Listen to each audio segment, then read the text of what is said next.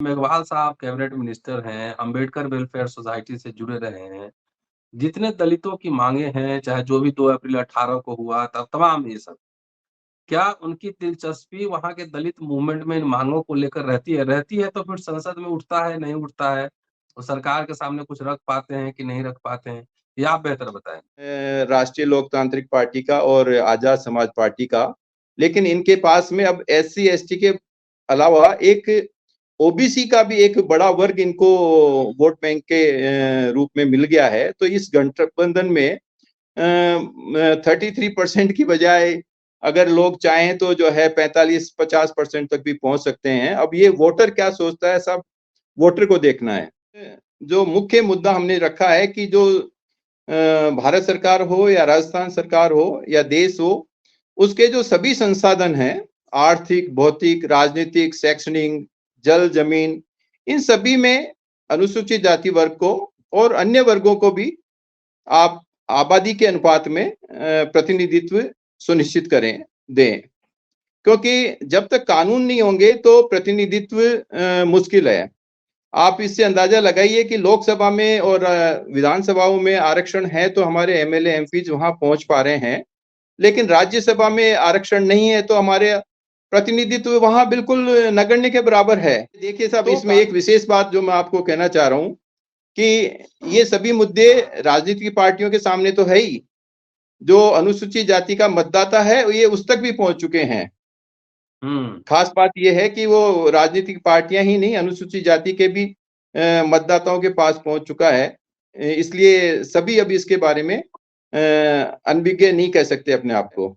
हमने एक मांग पत्र सभी राजनीतिक दलों को भेजा है, सभी मान्यता प्राप्त राजनीतिक दलों से, छोटा हो या बड़ा हो, कि ये हमारे अनुसूचित जाति के मुद्दे हैं जिन पे हम आपकी राय जानना चाहते हैं, आपका समर्थन चाहते हैं। आप इसे घोषणा पत्र में रखिए और हमारे सारे ही अनुसूचित जाति के प्रत्येक संगठनों को भी और आप कहिए हमारे सारे इकाइयों को, सारे सदस्यों को भी हमने ये मांग पत्र भेजा है और वाइड पब्लिसिटी करी है, प्रेस कॉन्फ्रेंस के थ्रू भी करी है और अखबारों में भी बहुत अच्छा इसको कवरेज मिला है।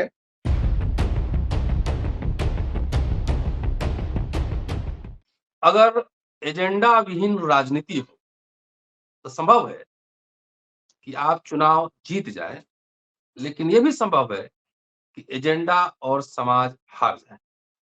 अम्बेडकरनामा कई महीनों से ये कोशिश कर रहा है कि राजनीतिक दल जो चुनाव लड़ेंगे, वो चुनाव ज़रूर लड़ें, लेकिन समाज को अपना एक घोषणा पत्र, दलित एजेंडा, चुनाव में ज़रूर जारी करनी चाहिए। अब पता नहीं इसका कितना प्रभाव पड़ रहा है, कितने लोग सुन रहे हैं, मैं नहीं जानता। लेकिन राजस्थान से एक महत्वपूर्ण खबर है। वहाँ पर अंबेडकर वेलफेयर सोसाइटी की ओर से एक दलित घोषणा पत्र, मांग पत्र जारी किया गया है। हर पॉलिटिकल पार्टी को भेजा गया है कि इसको चुनावी घोषणा में पत्र में जारी कीजिए और देखते हैं कि कौन कितने पॉइंट्स को उसमें शामिल करता है। 70,000 मेंबर हैं, बड़ा-सा कैंपस है। एक बार मैं उसपे वीडियो बना चुका हूँ, आप काफ़ी लोगों ने आप देखा भी था। इसलिए जो मांग पत्र है लंबा-चौड़ा है काफ़ी और उसपे पढ़ के मैं अलग से एक वीडियो बनाऊँगा। लेकिन अंबेडकर वेलफेयर सोसाइटी के जनरल सेक्रेटरी जीएल वर्मा साहब हमारे साथ इस पर बातचीत करने के लिए मौजूद हैं। दूरदर्शन में इंजीनियर थे, रिटायर्ड हो गए, आजकल अंबेडकर वेलफेयर सोसाइटी चला रहे हैं। उनसे बातचीत करूँगा, पूरा वीडियो देखते रहिएगा, सुनते रहिएगा और संभव हो तो अपने-अपने राज्यों में, क्षेत्रों में इस तरह का घोषणा पत्र ज़रूर जारी करें। दोस्तों, रतनलाल बोल रहा हूँ और आप देख रहे हैं अम्बेडकरनामा। सीधे जीएल वर्मा साहब के पास लिए चलता हूँ कि थोड़ा-सा पहले अम्बेडकर वेलफेयर सोसाइटी के बारे में थोड़ा-सा बताएँ। जी, जय भीम। और उसके बाद ये मांग पत्र, इस घोषणा पत्र आपने जो जारी किया है, इसके बारे में बताएँ। क्या अम्बेडकरनामा पहले आपने सुना है, इस पे कोई चर्चा सुना है, जो हम लोग लगातार बात करते हैं? जी, वर्मा साहब। बहुत-बहुत धन्यवाद। सभी को जय भीम जय भीम। और बाबा साहब को नमन, जिसके कारण आज हम इस स्थिति में हैं कि इस तरीके की चर्चा भी कर रहे हैं। वेलफेयर सोसाइटी आप तो विजिट कर चुके हैं, हमारी अंबेडकर मेमोरियल वेलफेयर सोसाइटी जो करीब 1980 में रजिस्टर्ड हुई थी और तभी से अपना कैंपस राजस्थान के बीचों बीच एक सांस्थानिक एरिया में सरकार द्वारा जमीन लेकर करीब 22,500 वर्ग मीटर से भी अधिक का कैंपस है और लस ग्रीन कैंपस है, जिसमें हॉस्टल्स हैं, लेक्चर हॉल्स हैं, एडमिनिस्ट्रेटिव ब्लॉक्स हैं, कॉन्फ्रेंस हॉल हैं, प्लेग्राउंड्स हैं, सब तरीके के जो काम किए जा सकते हैं धीरे धीरे और चालू हो रहे हैं। तो एक ये बहुत बड़ी एक्टिविटी का केंद्र है राजस्थान में, doctor Ambedkar memorial welfare society. और आप इसी से अंदाजा लगा लीजिए कि जो भी आह्वान किया जाता है अंबेडकर वेलफेयर सोसाइटी द्वारा, उसमें लोग, अनुसूचित जाति के लोग बढ़ चढ़कर उसमें साथ देते हैं। आपने पिछले दिनों ही देखा होगा कि एक 2 अप्रैल 2023 को हमने महापंचायत की थी, जिसमें लाखों लोग आए थे और ऐसी महापंचायत आज तक राजस्थान में किसी गैर राजनीतिक संगठन ने नहीं की है। राजनीतिक जी, संगठन तो दूसरे तरीके से बुलाते हैं और हमारे यहाँ स्वैच्छिक तरीके से। और उसी दिन 2 अप्रैल 2023 को ही हमने जो है ना, क्योंकि 2 अप्रैल 2018 को अपन ने पहली एक तरीके से खुली लड़ाई लड़ी थी सड़कों पर अपने अधिकारों के लिए, और 2 अप्रैल 2023 को हमने उसी का एक पुनरावर्तन किया था कि हमारे अधिकार अभी भी जो है बाकी हैं, उनको लेने हैं, तो एक बड़ा आयोजन किया था और उसी दिन हमने अधिकार दिवस उसको घोषित कर दिया था कि 2 अप्रैल ही हमारा अधिकार दिवस है। जब जब भी हमारे अधिकारों का हनन होगा या कमी आएगी या जरूरत पड़ेगी, तो हम लोग उस रोज जरूर कुछ न कुछ इकट्ठा होंगे, लोकतांत्रिक तरीके से हमारी मांगे रखेंगे। इसी क्रम में क्योंकि अब हमारे यहाँ विधानसभा चुनाव भी आ रहे हैं, तो हम लोगों ने एक अवेयरनेस के लिए एक और काम किया, जो आपने आज बताया है कि जो है हमने एक मांग पत्र सभी राजनीतिक दलों को भेजा है। सभी मान्यता प्राप्त राजनीतिक दलों से, छोटा हो या बड़ा हो, कि ये हमारे अनुसूचित जाति के मुद्दे हैं जिन पे हम आपकी राय जानना चाहते हैं, आपका समर्थन चाहते हैं। आप इसे घोषणा पत्र में रखिए और हमारे सारे ही अनुसूचित जाति के प्रत्येक संगठनों को भी और आप कहिए हमारे सारे इकाइयों को, सारे सदस्यों को भी हमने ये मांग पत्र भेजा है और वाइड पब्लिसिटी करी है, प्रेस कॉन्फ्रेंस के थ्रू भी करी है और अखबारों में भी बहुत अच्छा इसको कवरेज मिला है। हालांकि हमारे मुद्दों को जो मुख्य धारा के जो हैं उसमें मिलता नहीं है, लेकिन हमारे इस मांग पत्र को मुख्य धारा के उसमें भी टाइम्स ऑफ इंडिया हो या राजस्थान पत्रिका, पंजाब केसरी, सभी ने अच्छा कवरेज दिया और ये मतलब फुल प्रचार हो गया है कि ये हमारी मांगे हैं और अब हमारे लोगों के सामने और राजनीतिक दलों के सामने हमारे क्या-क्या अधिकार लेने हैं, वो सब सामने है सब। जी। तो मांग पत्र में जो आपने दिया है, पहले ये बताइए 70,000 मेंबर हैं, किस-किस तरह की एक्टिविटी वहाँ पर होती है अंबेडकर वेलफेयर सोसाइटी में? अंबेडकर वेलफेयर सोसाइटी में तो देखिए कि इसका जो मेन उद्देश्य है हमारा, वो सामाजिक, आर्थिक, शैक्षणिक सभी तरीके के जो अपने उत्थान के कार्य हैं अनुसूचित जाति वर्ग के, वो किए जाते हैं। अब उसमें शिक्षा में जो है गरीब बच्चों के लिए हॉस्टल भी है और कोचिंग क्लासेस भी हैं और हमारे अनुसूचित जाति वर्ग की संस्थाओं को मीटिंग करने के लिए जगह नहीं होती है। हमारे पास यहाँ एक एयर कंडीशनड कॉन्फ्रेंस हॉल है जिसमें 200 लोगों तक को एक सुविधा है कि आएँ और अपना करें, और तो वो 1 सप्ताह में कम से कम 1 या 2 दिन ज़रूर उसमें कुछ न कुछ आयोजन होते रहते हैं। एक बहुत बड़ी सुविधाएँ हम देने की कोशिश कर रहे हैं कि इसमें और भी सुविधाएँ हम देंगे और कई जिलों में भी हमारे ज़मीन और बिल्डिंग्स हैं, जो वो लोग भी हॉस्टल्स या दूसरे तरीके की एक्टिविटीज़ कर रहे हैं। इवन कि वही कई तहसीलों में भी हैं हमारे। ये अच्छा, बहुत अच्छी बात है कि इस संस्था के पास में जो रिसोर्सेज हैं काफ़ी अच्छे हैं। तो आप ये घोषणा पत्र लेकर, जो दलित घोषणा पत्र है, ये आप पार्टी के नेताओं से मिले हैं? कैसे उनको दिया आपने? देखिए हमने तो इसको नाम हमारा मांग पत्र दिया है, क्योंकि घोषणा जी। पत्र तो पॉलिटिकल पार्टीज़ जारी करेगी। जी, जी, मांग हमने पत्र। तो सबको अपना मांग पत्र प्रेषित कर दिया है, कुछ लोगों से मिलके, कुछ को फ़ोन पे और कुछ को डाक से, हर तरीके से हैं। जैसे दिल्ली भेजना है तो डाक से भी गया है। जयपुर में कोई अवेलेबल है राजनीतिक दलों का? अभी पिछले दिनों ही मैं राष्ट्रीय लोकतांत्रिक पार्टी के अध्यक्ष को देके आया था। और राजनीतिक पार्टियों के जो है जो मुख्य धारा की राजनीतिक पार्टियां हैं उनसे भी फोन पे भी चर्चा हुई है, उनके पास में पहुंचा भी दिया गया है और उनको ये भी कहा गया है कि आप अगर कोई भी बिंदु पे चर्चा करनी है तो हम अवेलेबल हैं, हम आने के लिए तैयार हैं। और देखिए जो हमारा मांग पत्र है इसकी खास बात यह है कि हम अभी नहीं जागे हैं कि अभी अब चुनाव आ रहे हैं और अपना मांग पत्र पेश कर दें। मैं ज्यादा तो नहीं कहूं लेकिन 1 साल से करीब मैं ये महासचिव पद पे हूं, तो हमने 1 साल से इन सभी मुद्दों पर भले केंद्र सरकार हो या राज्य सरकार हो, इन सबको लिखा है, बार-बार लिखा है कि ये हमारे मुद्दे हैं, इस पे आप कुछ करिए, हमारे को जो है पूरे हमारे अधिकार देने की चेष्टा करिए। तो बार-बार हमने लिखा है और बहुत अच्छी तरीके से कि ऐसा नहीं है कि बिना सिर पैर के हमने लिखा है। जैसे हम रिजर्वेशन बढ़ाने की मांग करते हैं तो हम जनगणना के आंकड़े दे रहे हैं। इस तरीके से हम लोग सभी को ये मांग पत्र दे चुके हैं। 5 साल से कांग्रेस सरकार है जी। अब ये देखिए साहब, इसमें एक विशेष बात जो मैं आपको कहना चाह रहा हूं कि ये सभी मुद्दे राजनीतिक पार्टियों के सामने तो है ही, जो अनुसूचित जाति का मतदाता है ये उस तक भी पहुंच चुके हैं। खास बात यह है कि वो राजनीतिक पार्टियां ही नहीं, अनुसूचित जाति के भी मतदाताओं के पास पहुंच चुका है। इसलिए सभी अभी इसके बारे में अनभिज्ञ नहीं कह सकते अपने आप को। जी सर। मतलब दलित समुदाय के जो आर्थिक, सामाजिक, शैक्षणिक प्रश्न है, उसको आप सीधा पॉलिटिकल मुद्दा बनाना चाह रहे हैं क्योंकि कानून तो वहीं से बनना है, नंबर 1। नंबर 2, 5 साल से वहाँ कांग्रेस की सरकार है, अशोक गहलोत वहाँ मुख्यमंत्री हैं, अति पिछड़ी समुदाय से आते हैं। उन्होंने क्या कुछ उसमें से जो आपने डिमांड रखा है उसमें से कुछ इश्यू पे उन्होंने काम किया है? बड़े दुख की बात यह है कि अब मैं कोई आक्षेप नहीं लगाना चाहता इस समय, लेकिन हमें कोई राहत मिली नहीं है वहां से।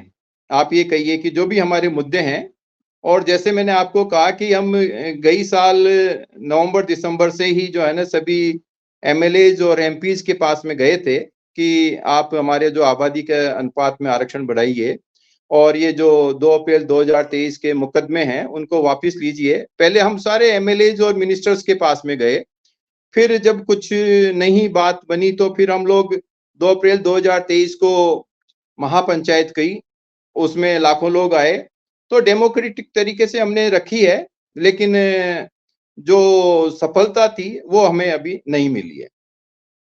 पार्टी के राष्ट्रीय अध्यक्षों को आपने भेजा है? राष्ट्रीय अध्यक्षों को भी भेजा है, बिल्कुल भेजा है, प्रांतीय अध्यक्षों को भी भेजा है, और जो मैनिफेस्टो कमेटी बनाने वाला जो ग्रुप है उसके अध्यक्ष और सदस्य हैं उनको भी भेजा है। वर्मा साहब, क्या-क्या हाइलाइट्स हैं जरा ये बताइए? लंबा चौड़ा आपने भेजा है मुझे, वो तो अलग बनाऊंगा, लेकिन हाइलाइट्स जरा बता दीजिए।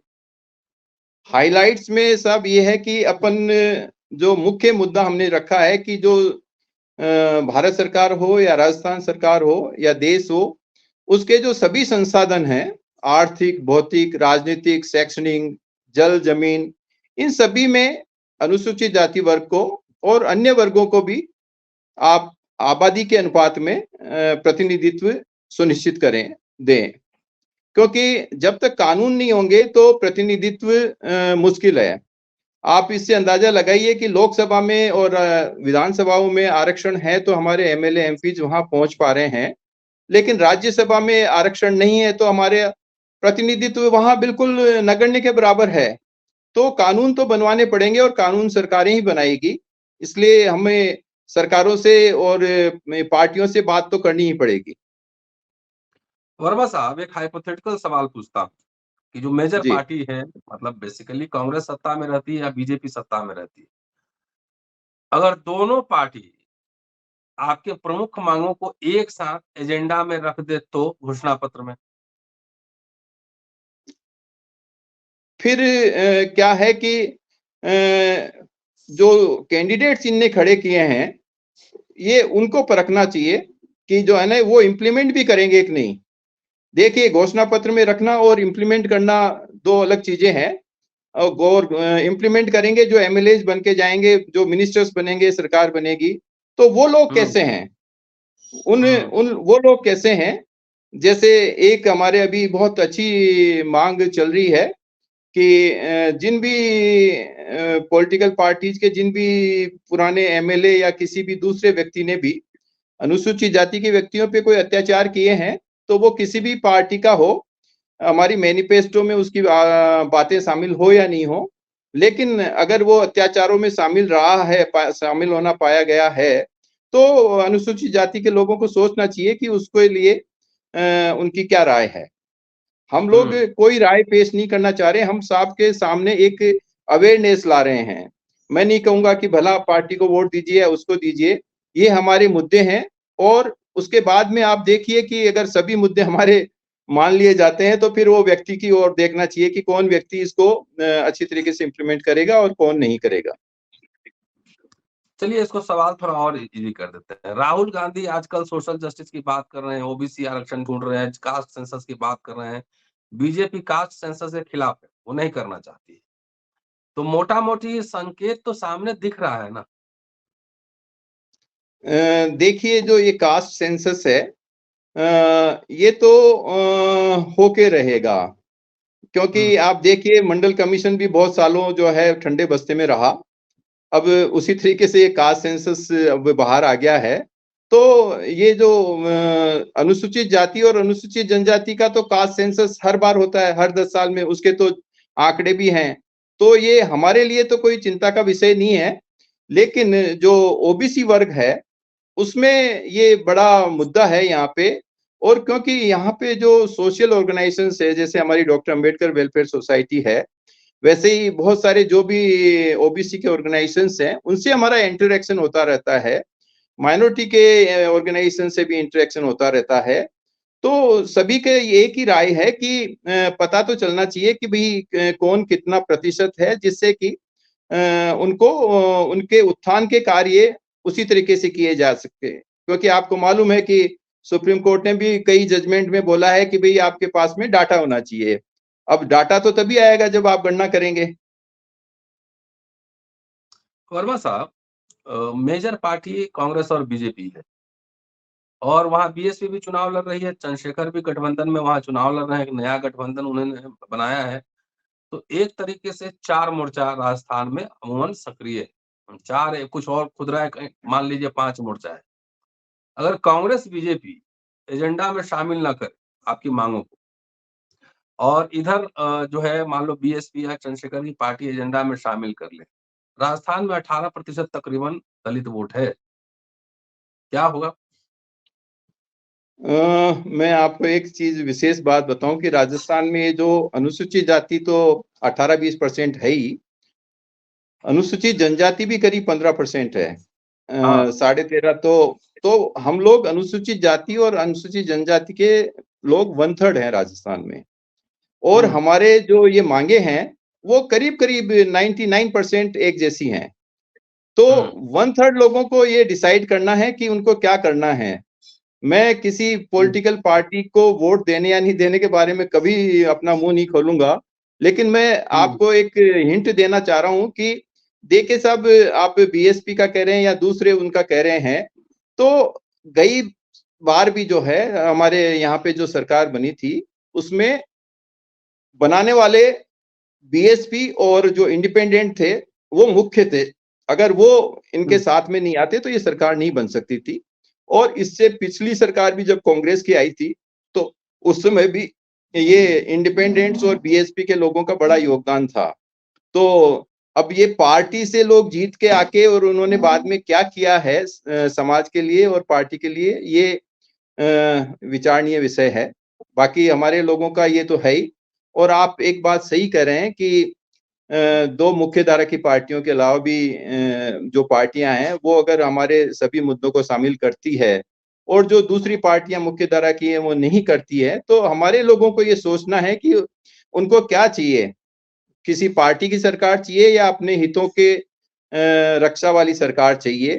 तो ये हालांकि लेटेस्ट डेवलपमेंट है।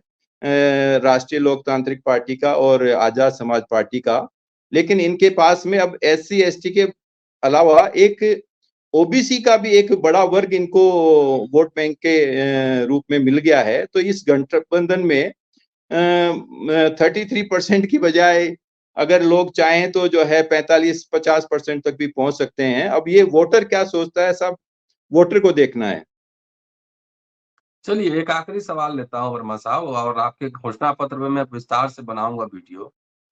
आपके सोसाइटी से एक बड़े नाम है, अभी लॉ मिनिस्टर अर्जुन मेघवाल साहब जुड़े रहे हैं, जी, राजस्थान के ही हैं, IAS ऑफिसर रहे बिल्कुल। हैं, आजकल लीडर, कैबिनेट मिनिस्टर। 15 सोच साल पहले महासचिव थे हमारी वेलफेयर सोसाइटी के। चलिए आप भी होम मिनिस्टर बनेंगे आज न कल। और गई कार्यकारिणी में जो वरिष्ठ उपाध्यक्ष थे वो सीधे ही राज्यसभा में गए थे साल भर के अंदर ही। और कई अच्छा, अच्छा। मिनिस्टर्स, MLA, MPs, ये एक तरीके से हमारे यहाँ ये कहा जाता है कि राजनीति में जाने का ये एक एंट्री पॉइंट है, पड़ाव। मतलब इधर से ही जाते हैं लोग। लेकिन मैंने ये सार्वजनिक घोषणा कर रखी है कि मेरे राजनीति में जाने का, चुनाव लड़ने का कोई ही मनसा नहीं है साहब। मैं सामाजिक कार्य करने में इंटरेस्ट रखता हूँ, मैं लिखने पढ़ने वाला व्यक्ति हूँ। आपने ये मेरा मांग पत्र पढ़ के देखा ही होगा कि हमने करीब-करीब 10 साल तक हमारी क्या आवश्यकताएं हैं उसके एक रिसर्च पेपर ये तैयार कर दिया है विथ मतलब आप सही आंकड़ों के साथ में। तो मेरा राजनीति से बिल्कुल दूर-दूर का रास्ता नहीं है, और मैं जो एबिलिटी है राजनीति की नहीं, ये लिखने पढ़ने की है। वही सवाल पूछ रहा हूँ कि मेघवाल साहब कैबिनेट मिनिस्टर हैं, अंबेडकर वेलफेयर सोसाइटी से जुड़े रहे हैं। जितने दलितों की मांगे हैं, चाहे जो भी 2 अप्रैल 18 को हुआ था, तमाम ये सब, क्या उनकी दिलचस्पी वहाँ के दलित मूवमेंट में इन मांगों को लेकर रहती है? रहती है तो फिर संसद में उठता है, नहीं उठता है? और सरकार के सामने कुछ रख पाते हैं कि नहीं रख पाते हैं? ये आप बेहतर बताएँ। खास बात ये है कि साहब इस बार जो राजस्थान विधानसभा के जो चुनाव हो रहे हैं, उसमें जो उनकी पार्टी की तरफ से जो मैनिफेस्टो बन रहा है, उस मैनिफेस्टो कमेटी के, जिसको ये संकल्प पत्र भी बोलते हैं, उसके वो अध्यक्ष हैं। तो अच्छा। ये अब की बार उनके उनके लिए एसिड टेस्ट है ये, हुँ। कि वो ये नहीं कह सकते कि मैंने सोचा था और हो नहीं पाया। ये घोषणा पत्र में शामिल करना या नहीं करना उनके काफ़ी उनकी ज़िम्मेदारी रहेगी साहब। तो अब तक जो है अभी तक सोच ही रहे थे, ये कुछ किया भी है उन्होंने? देखिए, अब ये असेसमेंट तो अब चुनावों के समय अपन करें तो ठीक नहीं है, ये जनता करे अभी असेसमेंट। मैं आपको कह रहा हूँ ना, मैं राजनीति के नहीं हूँ, और हुँ। मैं अवेयरनेस की बात कर रहा हूँ। इन्होंने किया नहीं किया ये जनता देख रही है, और जनता देख लेगी। मतदाता बहुत ही स्मार्ट होता है साहब, मतदाता बहुत स्मार्ट होता है, और राजस्थान का मतदाता तो ऐसा स्मार्ट होता है कि किसी की गवर्नमेंट बनाता भी है और थोड़ा-सा पीछे रख लेता है कि थोड़ा-सा लेग पुलिंग जब चाहे कर ले। तो आप पिछले 2-3 चुनाव में जब भी कांग्रेस की पर्टिकुलरली जब गवर्नमेंट बनती है, तो वो 100 का आंकड़ा छूने से थोड़ा-सा रुकती है या पहुँचती है, तो कंफर्टेबल मेजॉरिटी के लिए जो दूसरों की सहायता पड़ती है उनको। और इस बार तो जो ये तीसरा गठबंधन आ गया है, राष्ट्रीय लोकतांत्रिक पार्टी और ये जो है, तो चर्चा ये है कि ये काफ़ी, क्योंकि ये जिनको इन्होंने खुला कह दिया है कि जिनको और कहीं से टिकट नहीं मिल रही है, वो जो बागी उम्मीदवार है हमारे पास में आ जाए, हम हमारा वोट बैंक भी देंगे, उनका खुद का भी है। तो देखिए क्या समीकरण बैठता है। चलिए शुक्रिया वर्मा साहब, और दिलचस्प होगा, ज़रा घोषणा पत्र आने दीजिए, फिर वर्मा साहब से हम बातचीत करेंगे। और इनके घोषणा पत्र पर थोड़ा लंबा है, उसको अच्छे से बनाकर एक वीडियो मैं सिर्फ़ घोषणा एजेंडा के लिए, घोषणा पत्र नहीं, माँग पत्र जो है, उसको वीडियो बना के आपके सामने लाऊँगा, ताकि जहाँ भी लोग देख रहे हैं, सोचने के लिए मजबूर हों कि इस तरह का एजेंडा सेट करना बेहद ज़रूरी है। चुनाव 5 साल में 1 बार आता है, लेकिन एजेंडा पाँचों साल चलता रहता है। जी, शुक्रिया वर्मा साहब। Thank you. धन्यवाद।